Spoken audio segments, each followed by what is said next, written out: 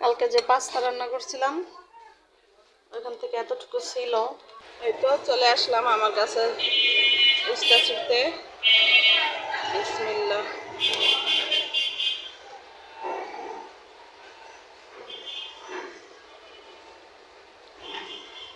আজকে সবগুলি উস্তা ছিঁড়ে নিব। রান্না করতে করতে পুরো ঘর গুছায় নিছি।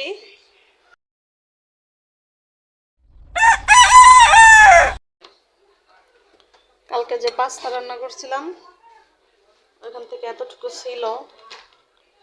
এখন এই তো গরম করতেছি, এখন পানিকে গরম করে দিব।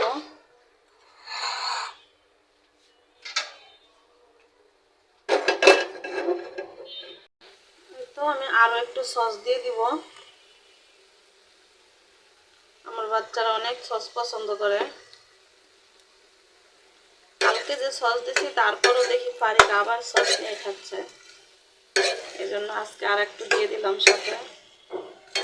চুলাটা একদম কমায় আস্তে আস্তে গরম করে নিব, যাতে করে ভালো করে গরম হয়।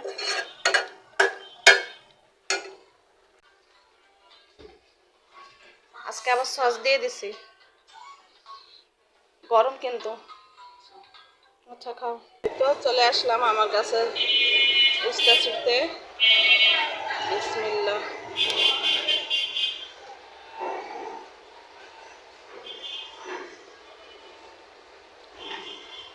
আজকে সবগুলি উস্তা ছিঁড়ে নিব, নিয়ে ভাজি করব। ছোট ছোট আরো অনেক আছে, যেগুলি ছিঁড়ার মতো হয়েছে ওগুলি ছিঁড়ব।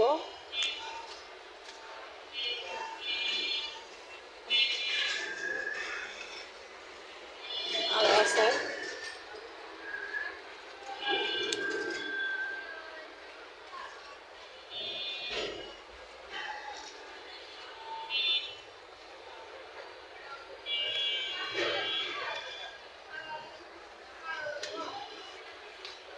এখান দিয়ে আরো ছোট ছোট অনেক উস্তা ধরছে।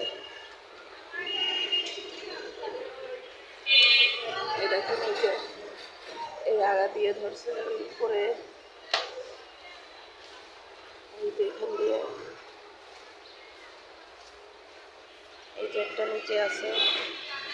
এরকম অনেক উস্তা ধরছে, কিন্তু এখন এই পাঁচটা এই ছিঁড়ার মতো হয়েছে।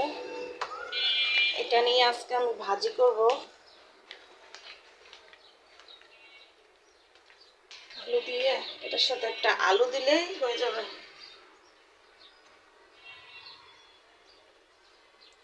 আর এখানে আমি রান্না বসাই দিছি।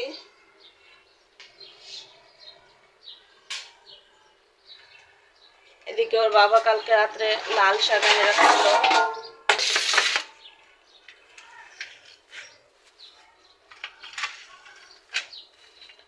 শাকগুলিকে এখন ভাজবো।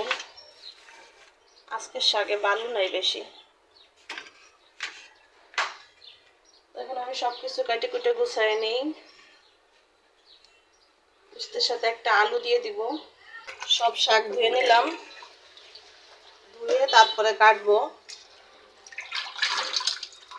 এখন ছোট ছোট করে কাটবো, এটা তারপরে রান্নাটা বসাই দিব। রান্না করতে করতে পুরো ঘর গুছাই নিছি। এই রুমটা সুন্দর করে ঝাড়ু দিয়ে দিলাম,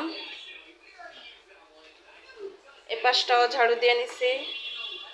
বাচ্চারা খেলছিল, পুতুল টুতুল ফালানো ছিল, সব গুছাই নিলাম।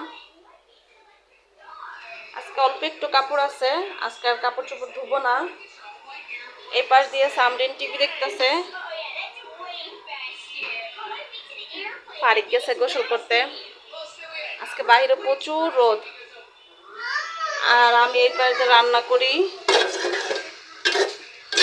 শাক থেকে এত পানি ছাড়ছে,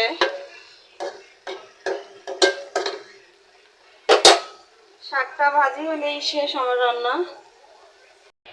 আমার শাক ভাজিটা হয়ে গেছে, মাত্র নামাই নিলাম চুলা থেকে। আর এই যে এখানে আমার সে উস্তে ভাজি,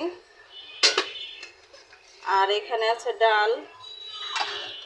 এই তো আজকে আমার রান্না বান্না এই পর্যন্তই। কতখানি শাক কতটুকু হয়ে গেছে রান্না করার পরে। আর এখানে কয়েকটা হাঁড়ি পাতিল আছে, এগুলি ধুয়ে নিব।